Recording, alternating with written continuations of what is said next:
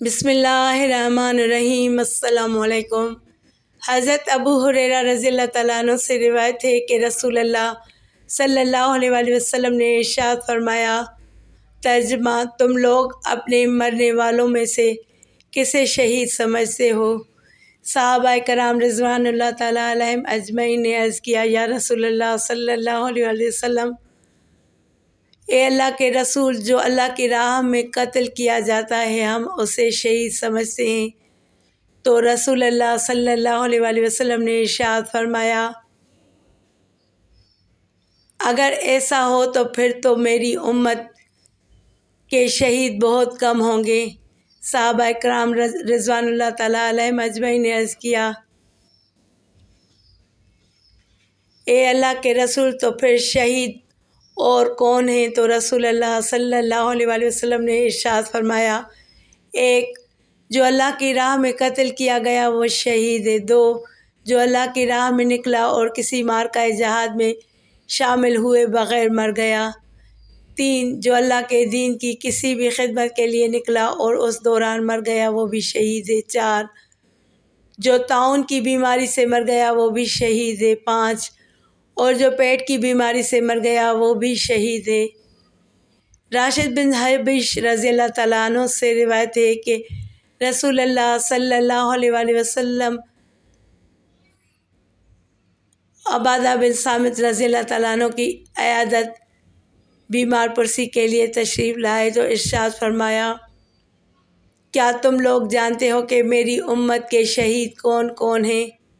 عبادہ بن صامت رضی اللہ تعالیٰ عنہ نے عرض کیا، اے اللہ کے رسول صلی اللہ علیہ وآلہ وسلم، اللہ کی راہ میں مصیبت پر صبر کرنے اور اجر و ثواب کا یقین رکھنے والا۔ تو رسول اللہ صلی اللہ علیہ وآلہ وسلم نے ارشاد فرمایا، اس طرح تو میری امت کے شہید بہت کم ہوں گے۔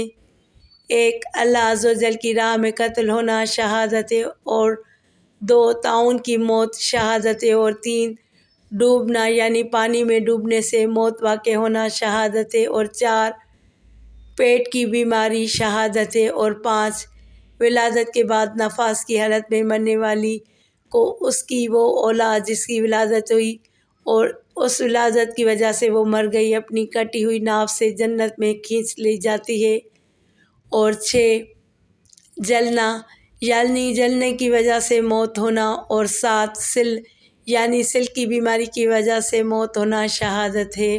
سل کی بھی مختلف شرح ملتی ہے، جن کا حاصل یہ ہے کہ سل پھیپھڑوں کی بیماری ہے۔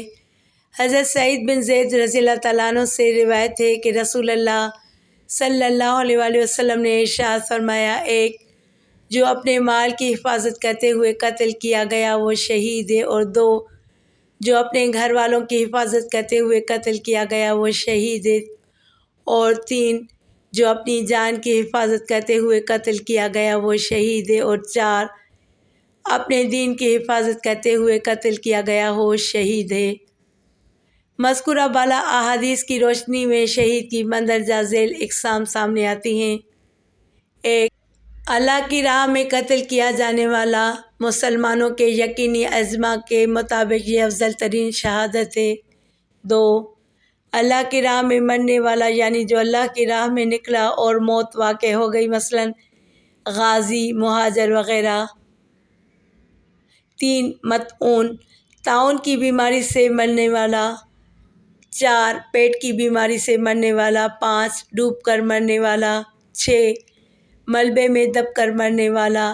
سات ذات الجنب سے مرنے والا۔ ذات الجنب وہ بیماری جس میں عموماً پیٹ کے پھلاؤ کی وجہ سے یا کبھی کسی اور سبب سے پسلیوں کی اندرونی اطراف میں ورم سوجن ہو جاتی ہے جو موت کا سبب بنتی ہے۔ آٹھ آگ سے جل کر مرنے والا۔ نو حمل کی وجہ سے مرنے والی ایسی عورت جس کے پیٹ میں بچہ بن چکا ہو۔ 10 ولادت کے بعد ولادت کی تکلیف سے مرنے والی عورت۔ 11 پھیپھڑوں کی بیماری کی وجہ سے مرنے والا۔ 12 جو اپنے مال کی حفاظت کرتے ہوئے قتل کیا گیا۔ 13 جو اپنے گھر والوں کی حفاظت کرتے ہوئے قتل کیا گیا۔ 14 جو اپنی جان کی حفاظت کرتے ہوئے قتل کیا گیا۔ 15 جو اپنے دین کی حفاظت کرتے ہوئے قتل کیا گیا۔ 16 جب امت میں اعتقادی اور عملی گمراہی پھیل جائے تو اس وقت سنت پر مضبوطی سے قائم رہنے والا شہید ہے، جو صبح کو اعوذ باللہ من الشیطان الرجیم 3 بار پڑھ کر سورہ حشر کی پچھلی 3 آیتیں پڑھے، اللہ پاک 70,000 فرشتے مقرر فرمائے گا کہ اس کے لیے شام تک استغفار کریں، اور اگر اس دن میں مرا تو شہید مرا، اور جو شام کو کہے صبح تک کے لیے یہی بات ہے۔ کسی موذی یعنی تکلیف دینے والے جانور مثلا سانپ وغیرہ کے کاٹنے سے مرا۔ 19 جو سچے دل سے شہادت پانے کی دعا کرے۔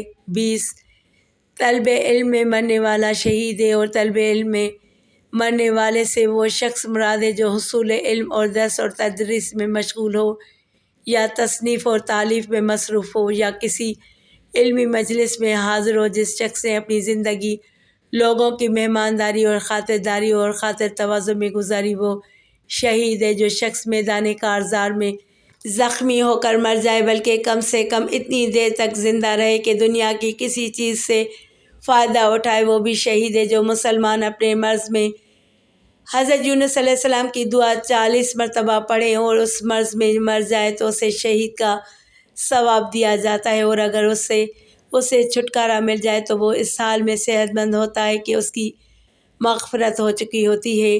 لا الہ الا انت سبحانک انی کنت من الظالمین۔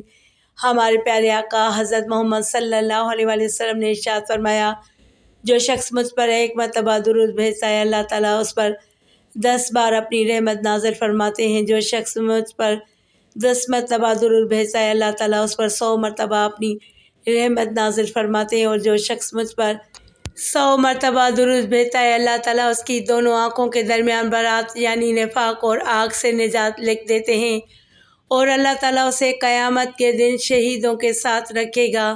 مسلم بن زیاد کہتے ہیں کہ میں نے انس بن مالک رضی اللہ تعالیٰ عنہ کو کہتے ہوئے سنا کہ رسول اللہ صلی اللہ علیہ وآلہ وسلم نے فرمایا، جس نے صبح کے وقت یہ دعا پڑھی اس کے تمام گناہ معاف کر دیے جائیں گے۔ یہ دعا پڑھ لیجئے۔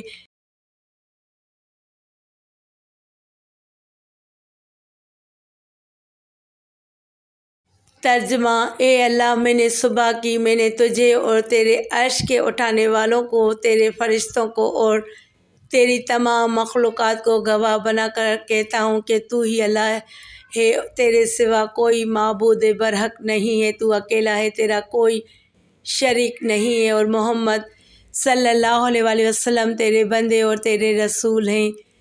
رسول اللہ صلی اللہ علیہ وآلہ وسلم نے فرمایا کہ اس دن اس دعا کے پڑھنے والے سے جتنے بھی گناہ سرزد ہوں گے سب معاف کر دیے جائیں گے، اور جس کسی نے ان کلمات کو شام کے وقت کہا تو اس رات میں اس سے جتنے گناہ سرزد ہوں گے سب معاف کر دیے جائیں گے۔